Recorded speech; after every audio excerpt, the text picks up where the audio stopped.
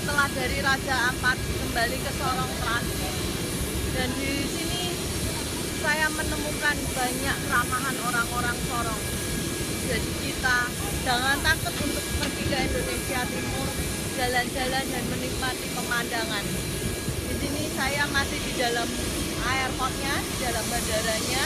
Ini pesawat yang saya tumpangi dari Raja Ampat, baru di launching Januari, dan ini dalam airportnya. Salam gerbang Pak Didi.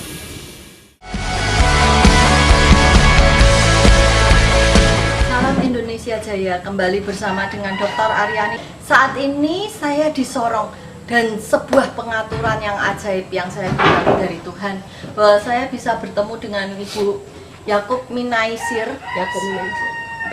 Ibu Yakub, Ibu Mega Papua saya sudah. oh Ibu Mega Papua. Ya. Jadi Ibu Megawati Papua. Tapi nama aslinya Isir. Iya. Ibu Yakub Mina Isir. Ibu Yakub Mina Isir. Iya. Ibu Yoke. Ibu Yoke atau biasa dipanggil Ibu Megawati dari Papua. Keren ini. Dan beliau ini seorang pengrajin tenun kain, bahkan di Dekranasda juga ya Ibu ya. Dan beliau ini bukan hanya pengrajin kalau saya lihat, tapi merupakan juga penggerak wanita, juga penggerak kerajinan Papua, betul ya Ibu. Dan ini beberapa contohnya dari kain-kain buatan. Ibu bisa ceritakan ini kainnya bagaimana, dari apa? Iya. Terima kasih Bu Aryani. Saya pengrajin karena kain ini merupakan budaya kami orang Papua. Ini kain adat Papua. Kain adat Papua, sehingga di zaman dulu tidak ada orang yang bisa menenun, sehingga saya harus bagaimana Belajar menggerakkan orang Papua sehingga kami bisa menenun. Jadi dari hasil tenun yang ada ini kami bisa jahit. Ini ceritanya apa Bu? Ini apakah? Oh, jasnya ini ya. Ya, bisa. Ada. Ya, ada jas. Jasnya juga. Sarung saja di badan biar. Oh, ini gambarkan bagus toh. ini kebesaran nih Bu saya. Nah, Ibu, apakah ada filosofinya ini? Kain ini, apakah ini kain bisa dipakai oleh orang biasa atau biasa dulu untuk bangsawan? Ini atau cerita gimana? Filosofi orang Papua menurut keyakinan dari orang suku Maibrat, kain ini ditemukan di bawah pohon kayu keramat, pohon-pohon besar di mata air yang dianggap keramat. Kemudian di zaman batu, ya, ketika zaman batu orang masih hidup di tengah-tengah primitif, itu orang Maibrat itu mereka gunakan kulit kayu, kemudian diukir kayu, lalu ini motifnya diangkat di kulit kayu, dihaluskan untuk dijadikan pakaian. Kemudian ketika zaman Portugis berada di daerah timur-timur, itu kebanyakan berkeliaran dengan pesawat Beaver, itu mendarat di wilayah Kepala Burung. Lalu mereka dari udara melihat ada Danau Ayamaru.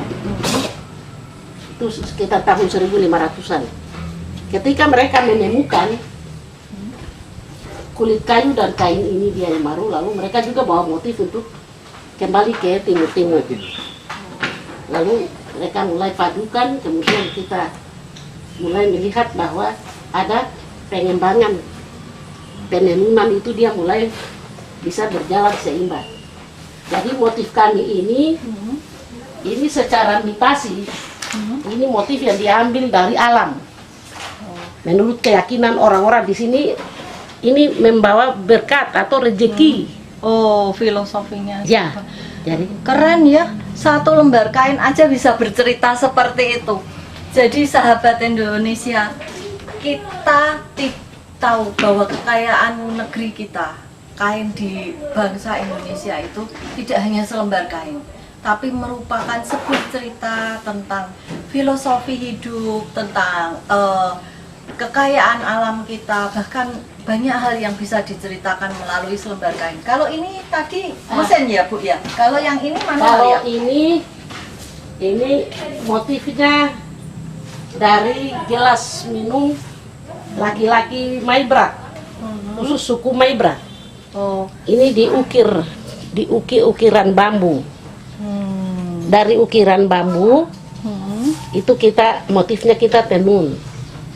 Butuh berapa hari Bu kalau tenun ini? Ya ini dijahitkan jas seperti itu, tapi diberikan kepada, kalau di kalangan adat, orang-orang Bobot, Orang-orang bangsawan. gitu, Bangsawan. Pak? Oh. bangsawan yang bisa menggunakan jasnya.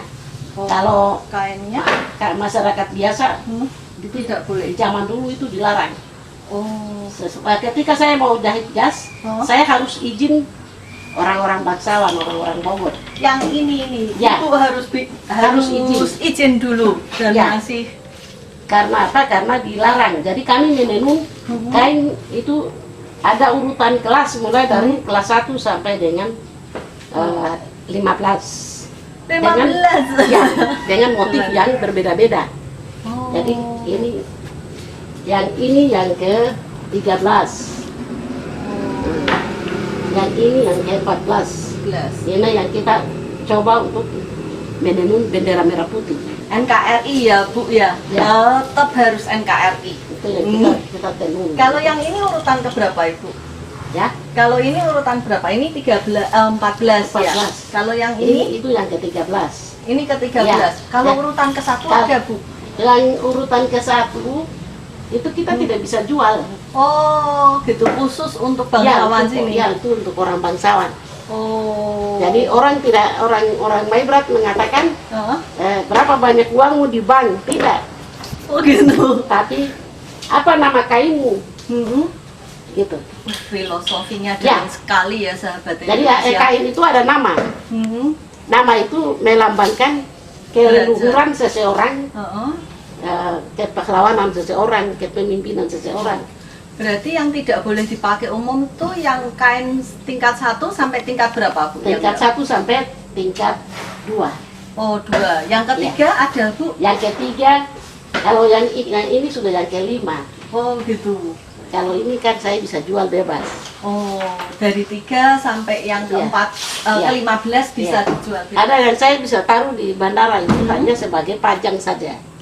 Kalau orang yang bisa berbelanja mungkin orang Maibrat ya, atau orang gitu. Moi, orang Papua sendiri. Kalau yang tidak enggak. Kalau bukan orang Papua, bikin apa dengan kain ini? Nah, Mungkin ternyata ini Bu Yakomi Naisir merupakan ketua dari Koperasi Pemberdayaan Perempuan Papua, sahabat Indonesia. Dilihat ada ini. Oh, Ibu Ruth yang sekretarisnya. Oke. saya Hah? Oh, oke.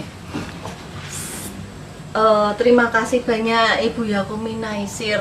Ini sebuah pembelajaran yang bisa kita lihat bahwa dari sebuah kain kita bisa melihat status kehidupan orang, bisa melihat kekayaan alam Indonesia, bahkan kita bisa membuat orang pun tahu apa yang terkandung di dalam kekayaan Indonesia di suatu tempat. Di tiap daerah Indonesia mempunyai kekayaan yang sangat berbeda-beda karena Indonesia sangat kaya. Jadi ingat tetap, Gerbang Pak Duki, gerakan bangga pakai produk Indonesia.